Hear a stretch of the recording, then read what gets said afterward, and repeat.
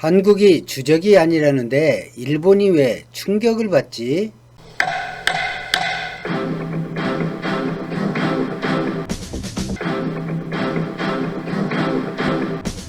오늘은 좀 식상한 듯 하면서 식상하기는커녕 거품물 사람과 손뼉칠 사람과 가만히 생각해보는 사람으로 나뉘는 그런 주제입니다. 우리의 주적은 누구인가? 북한을 주적이라 말하지 않는 국방부 장관을 해임해라. 주적이라는 개념을 놓고 말들이 많죠. 주적이 무엇인지 생각해 보겠습니다. 먼저 좁은 의미, 현실에 가까운 의미입니다. 대한민국 국민의 평화와 안녕을 해치고 대한민국 국토를 침탈하거나 의도를 지는 국가를 주적이라 할 수 있습니다. 그럼 대한민국 헌법에 나타난 대로 넓게 따져보면 다음과 같습니다. 한반도에 사는 한민족의 평화와 안녕을 해치고 한민족의 영토를 침탈하거나 의도를 지닌 국가를 주적이라 할 수 있습니다. 좁은 의미로 보는 주적과 넓은 의미의 주적은 같은 듯 사실 아주 다릅니다. 좀 더 쉽게 설명하면 나를 죽이거나 내 재산을 강탈하려는 놈이나 국가가 주적입니다. 우리는 내전이 종식되지 않은 리비아나 예멘 등 수많은 나라를 알고 있습니다. 흔히 정부군과 반군으로 구분되기도 하고 정부군, 반군, 민병대로 구분되기도 합니다. 저런 혼란스러움에 사람이 어떻게 살까 싶은 그런 나라들 특징은 거의 한결같습니다. 첫째, 정부군과 반군을 돕는 외세가 있습니다. 둘째, 정부군과 반군의 무력이 외세를 빼면 별반 차이가 없습니다. 셋째, 극심한 가난으로 새끼 밥을 준다는 이유로 군인 희망자가 언제나 풍족합니다. 넷째, 위험을 무릅쓰고 상대와 전면전을 하지 않습니다. 현재의 권력 유지가 정부군이나 반군에겐 더 소중합니다. 다섯째, 외세는 이길 만큼이 아니라 지지 않을 만큼만 지원합니다. 그럼 거품 물고 주적이라 말하는 이들이 신처럼 숭상했던 정권에선 어찌했을까요?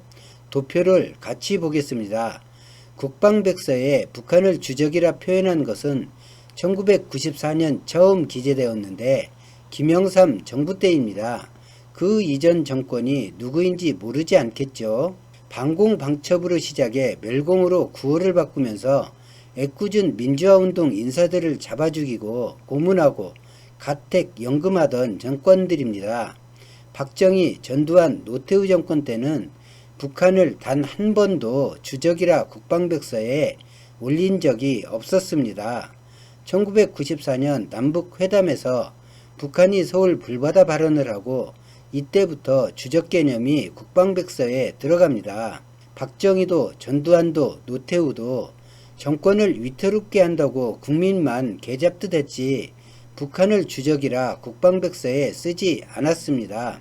1998년 김대중 대통령이 집권하고 다시 국방백서에서 주적을 삭제합니다. 주적과 대화와 협력을 논의할 수는 없으니까요. 남북정상이 사상 최초로 만나고 6.15 공동성명을 발표했습니다.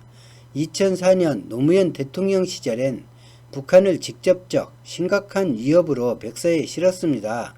2006년엔 현존하는 북한의 군사 위협으로 백서에 실었는데 2005년 유엔과 미국은 북한 미사일 발사 실험을 규탄하며 제재를 시작합니다. 이명박 정권 들어서자마자 국방백서에 주적이 들어갔을 것으로 생각하지만 2010년 김정은이 위상을 높이기 위해 연평도 포격 사건을 도발하고 나서 북한군은 우리의 적으로 표현합니다.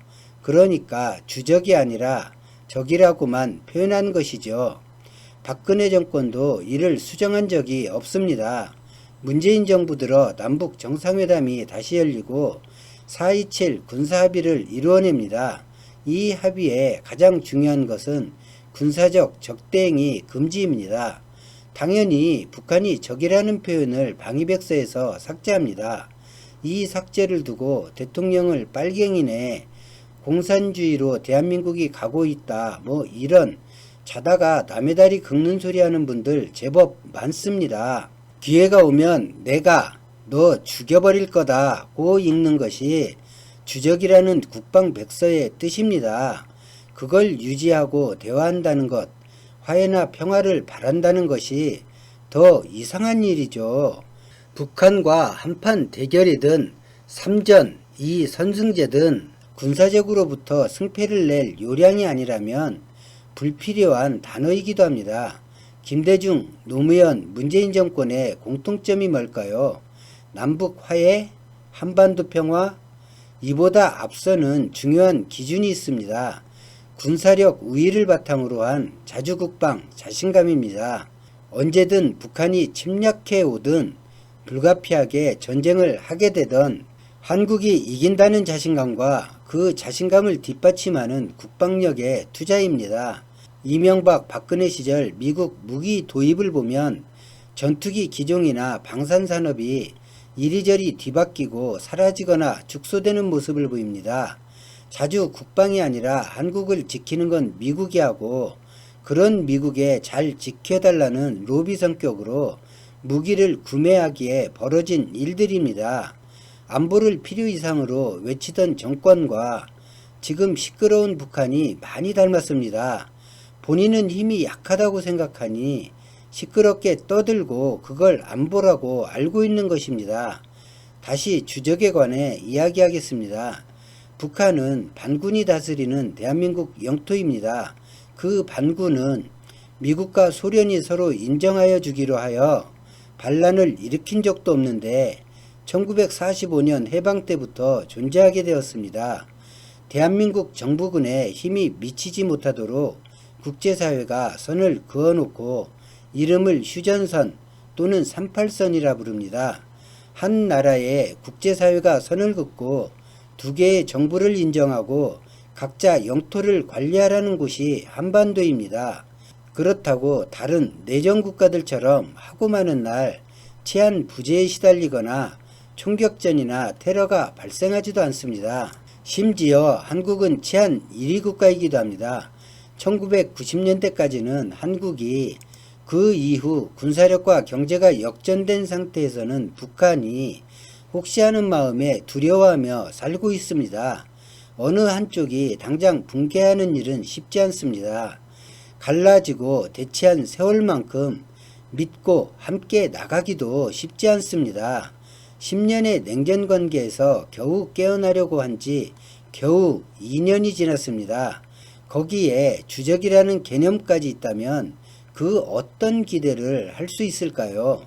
주적 개념의 북한은 한반도에서 군사충돌과 긴장으로 이익을 보려는 특정 세력과 외세가 원하고 바라는 일입니다. 분명 현존하는 위협인 것은 맞습니다. 그러나 분명한 건 우리는 한민족이라는 사실입니다. 손을 내밀 여유가 한국에 있습니다. 함께 가자, 함께 살자, 하나 되어 살아보자. 이 말을 하고 실천할 힘도 한국만 가지고 있습니다. 헌법에 북한은 대한민국 영토입니다. 한반도는 한민족의 영토입니다. 주적은 이 한반도에서 군사적 긴장을 높이고 고착화하고 전쟁을 바라는 세력입니다.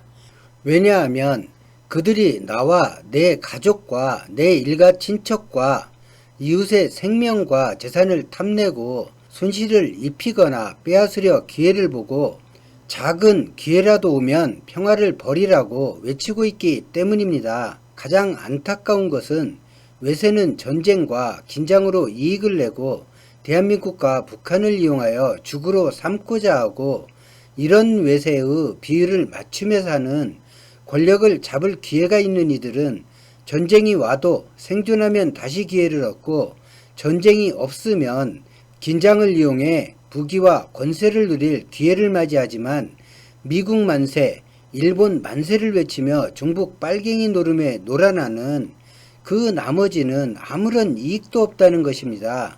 오로지 정치 성향에 따른 증오만 남을 뿐입니다. 한국은 정치인이 정신 차리고 정파적 이익을 위해 한반도, 한민족의 생사를 가지고 외세와 결탁하여 장난치지 않는다면 21세기가 끝나기 전 통일된 가장 발달된 행복한 나라가 될 것입니다. 오늘 영상은 여기까지입니다. 고맙습니다.